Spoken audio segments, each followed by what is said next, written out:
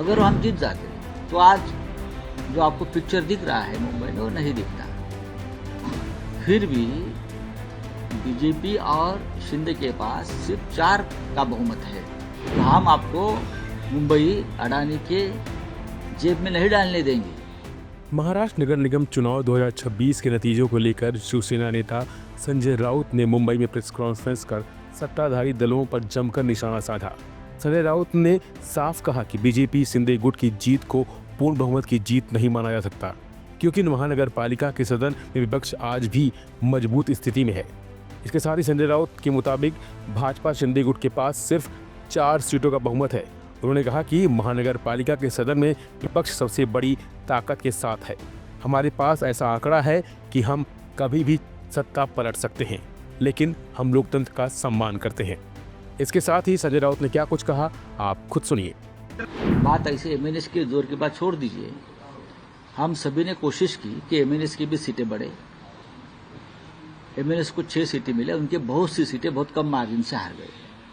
शिवसेना की लगभग 12-13 सीटें ऐसी है जो हम बहुत ही स्लाइट मार्जिन या 50-100 वोट से हार गए हैं। अगर हम जीत जाते तो आज जो आपको पिक्चर दिख रहा है मुंबई में वो नहीं दिखता। फिर भी बीजेपी और शिंदे के पास सिर्फ 4 का बहुमत है और लगभग 105 कॉरपोरेटर्स अपोजिशन में है। ये बहुत बड़ी ताकत है।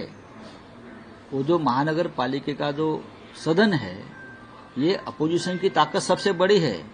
तो हम आपको मुंबई अडानी के जेब में नहीं डालने देंगे, या ठेकेदारों का राज आप लाना चाहते हो यहाँ, वो हम नहीं लाने देंगे। 100 से ज्यादा हमारे जो पार्षद है वो आपको हर मोड़ पर रोकेंगे जब ऐसा काम आप करेंगे। बहुत बड़ी ताकत है ये। ठीक है, मेयर नहीं, लेकिन हमारे पार्टी में कुछ जयचंद थे।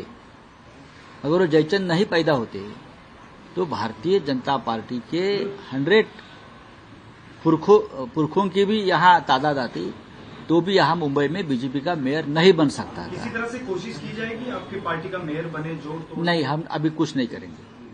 किसी तरह जोड़ तोड़ पर हमारा विश्वास नहीं है, लेकिन हमारे पास बहुत बड़ा आंकड़ा है, बहुत बड़ी संख्या है। अपोजिशन के पास एक ऐसा आंकड़ा है, हम कभी भी तख्तापलट कर सकते हैं, लेकिन हम डेमोक्रेसी का आदर करते हैं, लोकतंत्र का आदर करते हैं। कैलकुलेशन कहाँ मिस जजमेंट हो? नहीं, हमारे 10 या 12 से ज्यादा जो हमारी सीटें हैं वो बहुत कम मार्जिन से हार गए।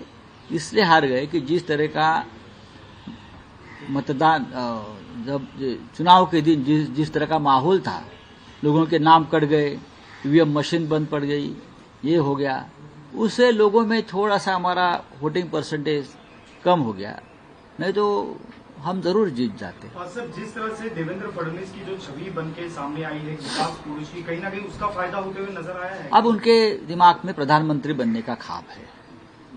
दिल्ली में जाकर प्रधानमंत्री की कुर्सी पर विराजमान होने का जो उनका जो ख्वाब है, उस दिशा में वो जा रहे हैं।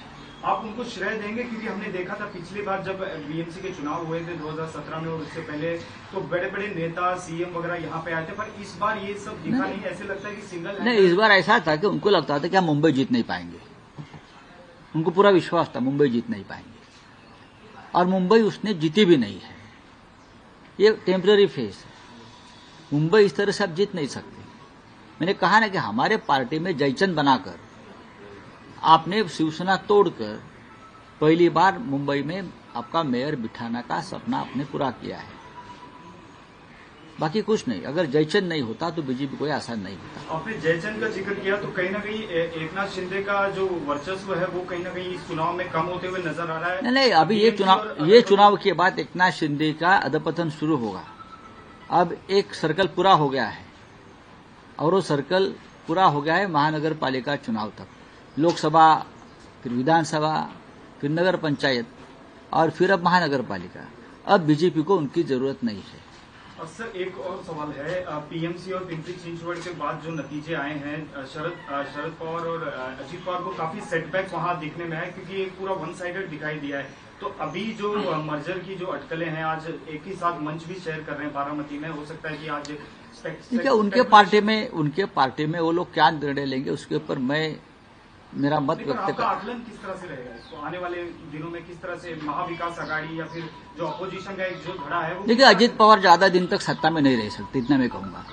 जिस तरह का माहौल पुणे और पिंपरी चिंचवड़ में सरकार के खिलाफ बनाया था, देवेंद्र जी के खिलाफ बनाया था, तो भारतीय जनता पार्टी के मन में अजित पवार के लिए खटास है, एक गुस्सा है।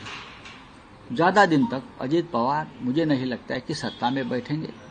वो फिर उनकी घर वापसी होगी और दोनों पार्टी एक साथ, चाहे मर्जर हो या एक साथ वो काम करेंगे, ऐसा मुझे लगता है।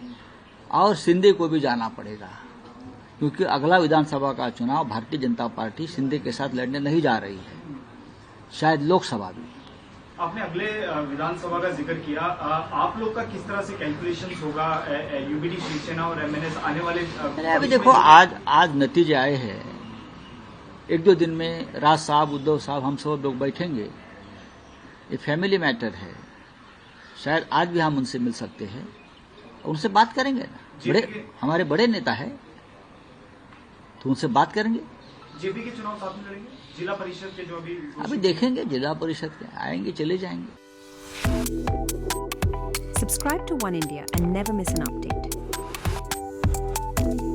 Download the One India app now.